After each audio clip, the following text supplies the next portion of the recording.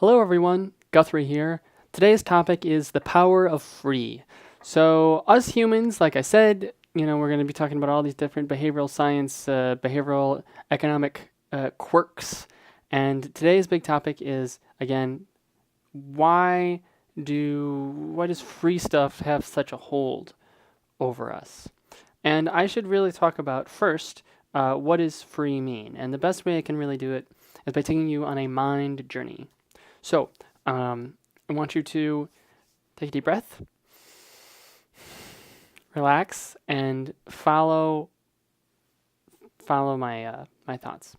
Okay, so you're at your desk at work, and you're just sitting there, and someone comes up to you, and on your desk they put in perfectly wrapped little brown paper um, a candy chocolate creme, whatever is your favorite. So strawberry cream, delicious, chocolate, nougat, caramel, something just amazing. And they put it in front of you and they say, you can either choose to take this or not. And you're just like, wow, this is great. And so, right, eat it. You can maybe think, oh, I shouldn't eat things. If it's not healthy, substitute with a granola bar, whatever it is. Okay, so that's the first thought. And just think in your head, what does that decision feel like? You're sitting, you see there, and right in front of you is this just this small little piece of wonderfulness that you can just pick up and eat. Okay. So clear your mind. When I say clear your mind, I like to say picture a paperclip on a beach. Paperclip on a beach, and it's very visual, and you can kind of see it. And then, okay, so now that your mind is cleared, let's do this again. So this time, I'm gonna come up to you, and you're at work sitting there, and all of a sudden I show up and say, hey, I place down again your favorite little piece of bliss in front of you, and I say, I will sell this to you for 1 cent. Now, over right next to you, right by your hand, is a stack of pennies. You can choose to take one of the pennies and pay me, and with that payment, then you have purchased this, and then you can eat it. Do you decide to purchase? And for most people, and I know it's a little hard explaining it over. For some reason, I feel like the mind journeys work better in written word, but I can't quite explain why. The thought it feels different between just reaching out, grabbing, eating, and making a buy-sell purchase decision for the value. Even though the cost is essentially basically the same in both situations. So why is that a thing? And beyond that little anecdote, if you look in the realm of business, free is the power of free is definitely used in a lot of different business models. So this is not just like a one-time situation that has to do with candy. Lots of businesses know that this is a fact of life, and of course, then as we like to say, a fact of behavioral economics. So this is why it's a behavioral economic topic, and this is why I'm covering it. So let's again, I'm going to turn to my notes here. I actually just want to first make the horrible joke that the power of free compels you, because that is exactly what it does. When you see something that's free, even if you don't want it, there is an impulse to want to take it, because it's free, and it's hard to it compels you. It's hard to describe that impulse. So to study that, there was a paper called entitled "Zero as a Special Price: The True Value of Free Products," a research paper by, oh my god, and I'm so sorry. I'm gonna just murder all of these names for all of these videos of all the researchers. I'm really sorry. Okay, a research paper by Shampanier, Mazar, and Ariely. That'd be Dan Ariely, who I have met, so I'm very famous. they explored different people's reactions to encountering free with a couple clever experiments. So the first thing I want to talk about before I jump into the research is free being truly free. So there are a lot of things that are free on price but are not actually truly free. And let me give you an example. So you go to a website and they say, "Hey, we'll give you a free you get a free report. There's some free information or free discount. All you have to do is fill out your sign out information and subscribe to our promotional list." That's not free. That's not truly free.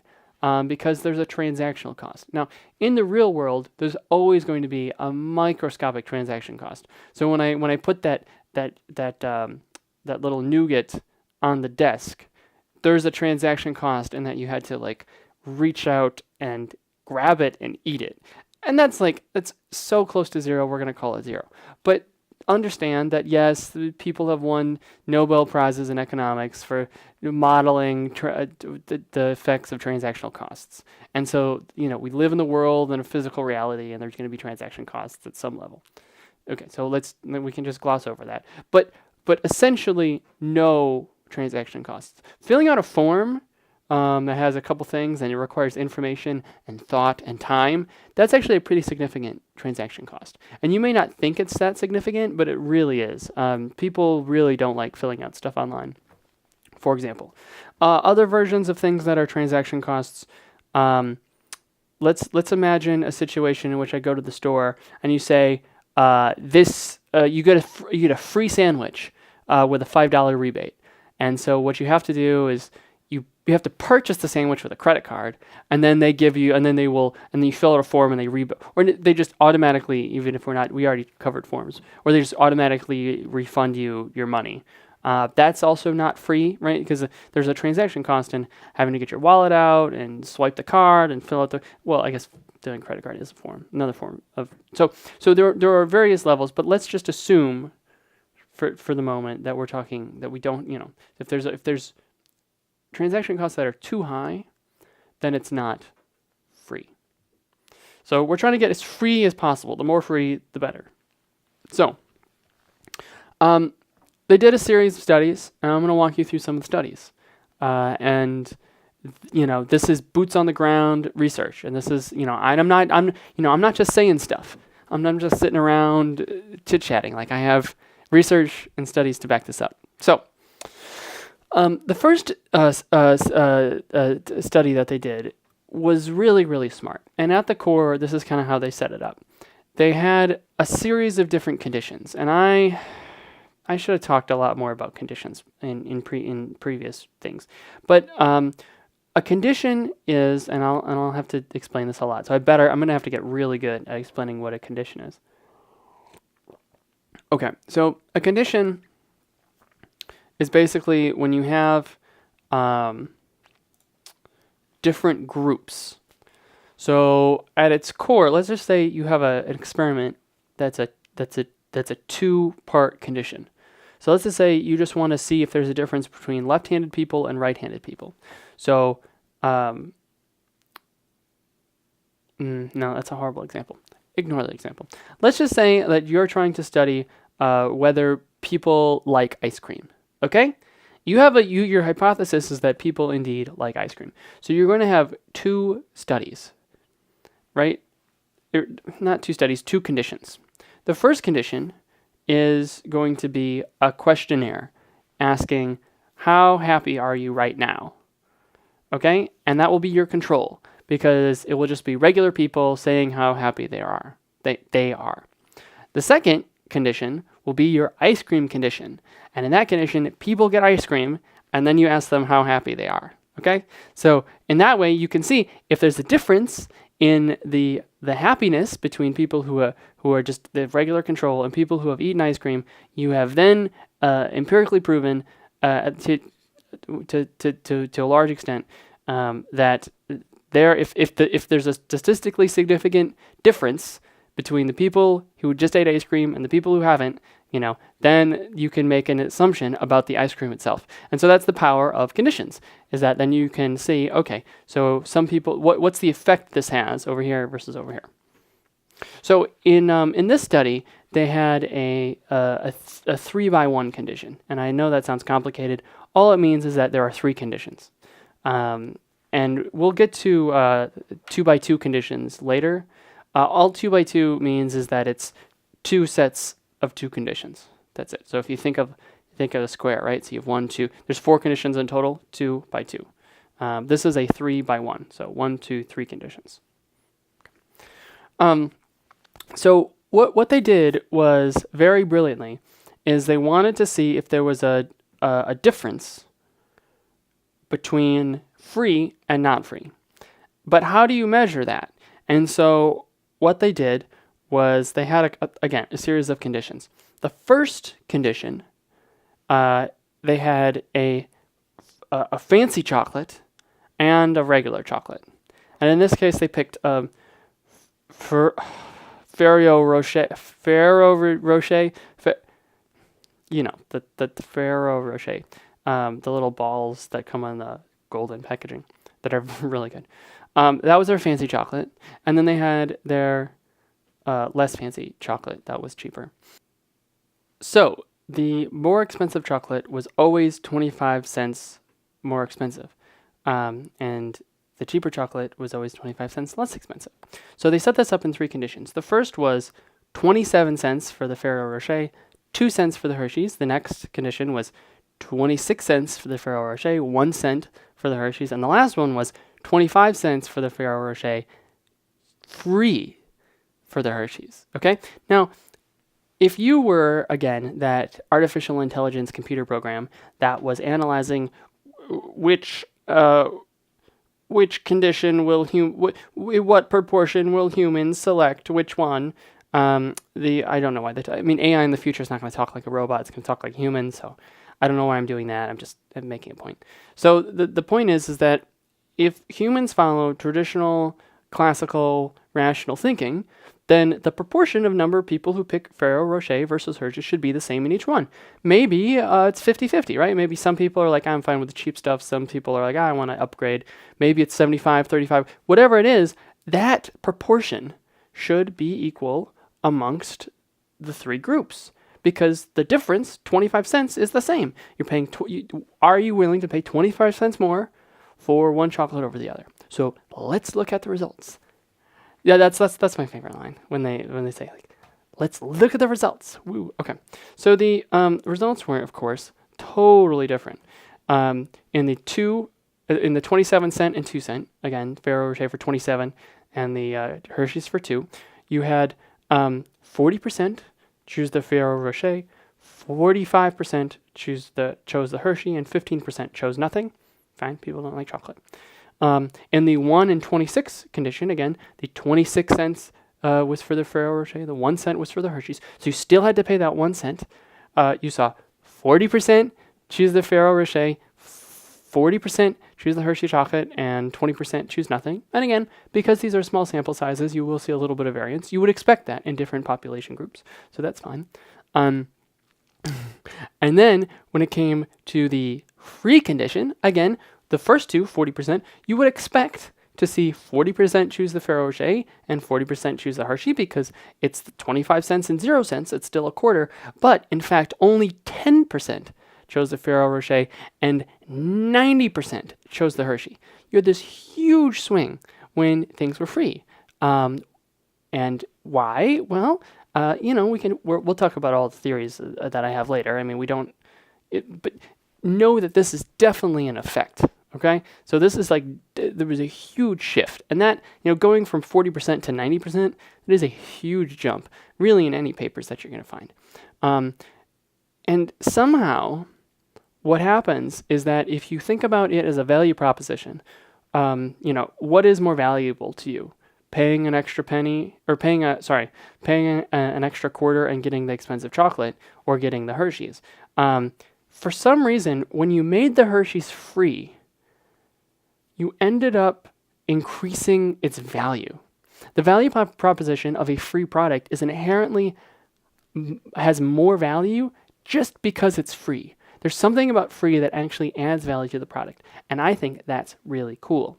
But they were thinking, well, again, like I mentioned earlier, what about transaction costs? Maybe people just don't like paying the cent. Maybe the thought of paying is painful, and people, by the way, that is true, and we'll get to that in later episodes. People do not like paying. It's a painful process, and they'll avoid it at all costs. So researchers, very smartly, they ran a second study to eliminate this as a possibility, and you'll see this in a lot of papers that I write. They do the first one, they prove their point, and then the subsequent studies hone in on that point or eliminate possible reasons why that may or may not be true.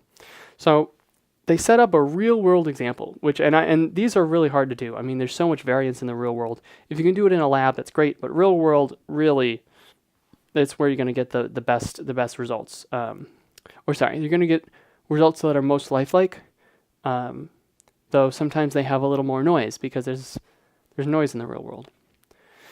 So they went to a cafeteria, and at the checkout counter, they had candy there, just like in the previous experiment.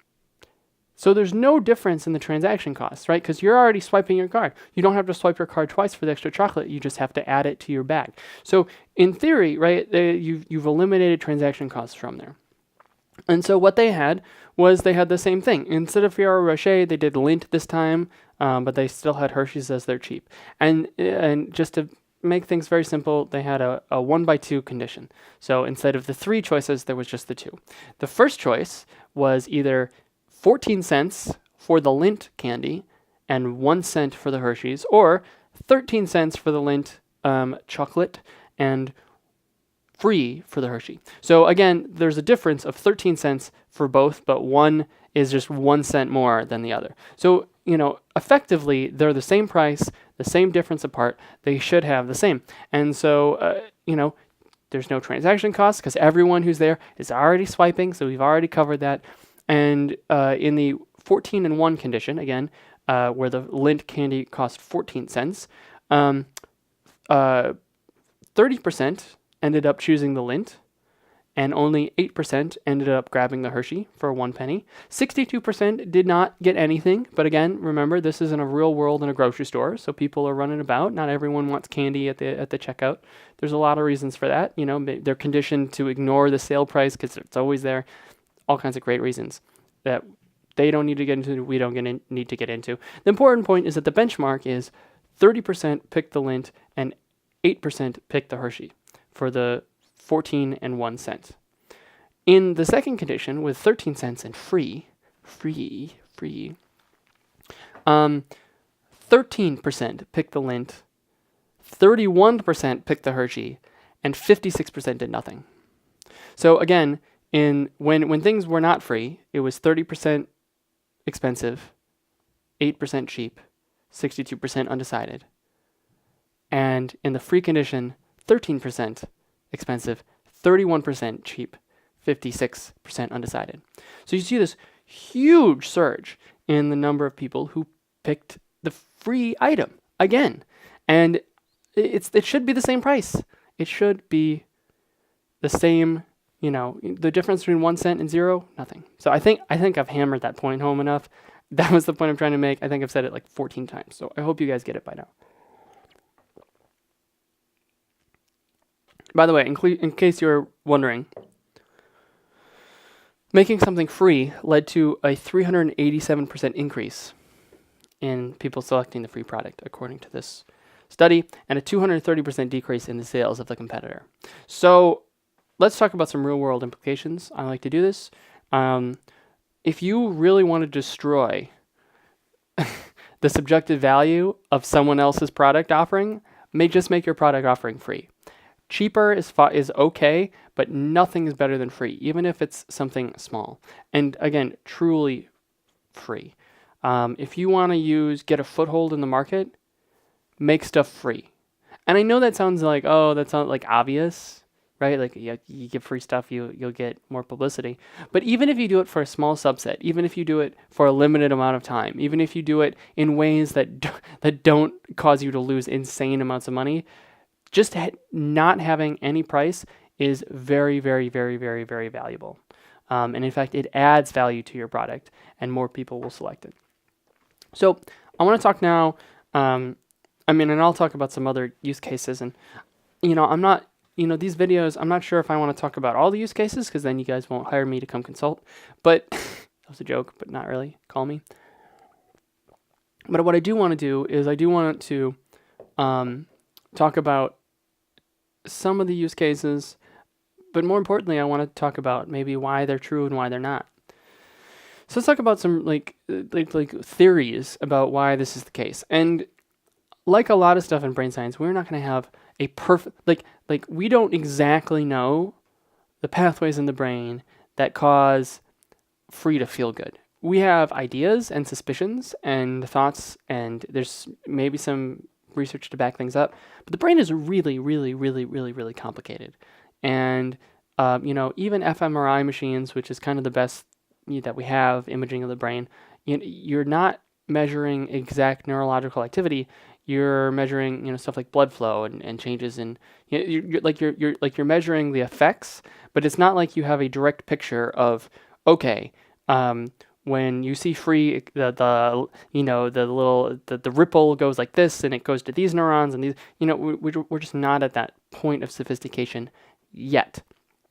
So we only really have educated guesses. And so the leading theory about why free is so powerful is that, I'm going to talk about this too later in other sections. We have different pathways in our brain, and the rational conscious part of our brain assumes that when we make decisions, they're all the same because they feel the same. So when we get a product to ourselves, getting a product, whether we buy it or someone gives it to us, or when we select a product, we're doing the same thing every time. But just because it feels like we are, doesn't mean that we're actually using the same pathways in the brain to achieve that result. So the leading theory is that when you're confronted with a buy-sell decision, the neuron trace firings start somewhere. They go to the part of the brain that says, okay, buy or sell. And the brain then scatters, in all different directions, and they pull up, past events and values and, all the relevant experience from everything that the brain, it's massively connected everywhere. And it comes back and it says, yes, so this is a good value. But then, and it compares it to how much money do I have and how willing am I to spend, and am I the type of person who spends a lot? I mean, the brain is amazing. But at the end of the day, then you have a value decision. Okay, do I want to pay $1.60 for this, for this thing of tea? And the brain goes, yes, right? The value of this tea is more than me spending $1.60. So I'm going to purchase this, right? So there, and actually, there's some really, really fascinating research about decision, and I may leave that up to Susan and more. There's some really cool research where they can see when you make that that value judgment. They can see where it starts, and they can see when you've made your decision even before the person is consciously aware that they've made the decision. So anyways, that's very cool. And it all may start with one confidence neuron firing. I don't want to, it's a little outside my pay grade, honestly. But the point is that there's a pathway for that. And the theory is that when that pathway happens somewhere that is that has evolved more recently. So again, a quick, horrible summary of the brain. Down at the bottom is the oldest part of the brain stem. It does things like breathing, heart rate, stuff that's really important. We share it with basically everything. That evolved the oldest.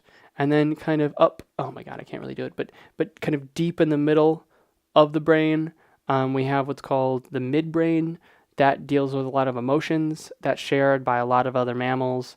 It has evolved the second, it's evolved a little more recent. So emotional processing stuff, the amygdala, that kind of stuff. is in there, and then kind of the rest of the stuff that is draped over it is the new brain. So it developed the most recently. That's where you get cognitive stuff and language and higher learning. And I think there's probably some visiony stuff and auditory stuff. And I'm not gonna I'm not gonna pretend I'm an expert on brain anatomy. So, but I do know a little bit. So that's not even a brain science 101. That's like explain it to me like I'm 5, ELI 5, brain science something. So the buy-sell decisions happen kind of closer in the new brain more. Again, this is a theory. Again, it's not proven, but it's like a general theory, and that happens there. But the free decision, when you see it, I want it, I grab it, right? Mine, I take. I want, I take. That decision, that pathway, it happens more towards deeper in the brain towards the emotional centers. So the theory is that because it's closer to the emotional centers, it feels better. It feels different. It occurs faster. You don't have to wait for the brain to juggle these two decisions. You say, I want, I take. Boom. That's all you need. I want, I take. And that happens really fast. And because it happens fast, it feels right. It feels good. It feels better. Often, the brain when you're making a decision to purchase something, it's all about confidence. It's about you have to be confident and you have to make an emotional choice. And free is more confident, more emotional because there's no risk involved. There's no calculation. So because of all that, having something that's free feels different because it's using a different brain pathway. And so again, it's more emotional. You want the item, and therefore it has more value to you because it feels right. So that's the theory about why free is different than purchase. And so if you're trying to change how people feel about your product, having it be free changes how they view it and how they value it. And maybe that's bad, because if you purchase something, you ascribe it more value because you've paid for it, right? You've done the value judgment and you're like, I want this. Versus if it's free, it may make the taking of it a more valuable decision, right? Because you're like, oh, it's free. There's nothing to lose, no fear of loss. So I'm just going to take it. But it may diminish the value of the product itself. So you have to balance this. But it's definitely something very important if you're pricing projects, if you're doing strategy, if you're doing whatever. It's really, really important. You can use it strategically. So this is again cool. The cool research. The paper again is, and I'll put the links in places. Zero as a special price, the true value of free products came out in 2007, and please give it a try. Let me know if it works. And one more last caveat. If you do try it, remember, we're talking about truly free, not free with a asterisk, not free with a bunch of transaction costs, as free as possible.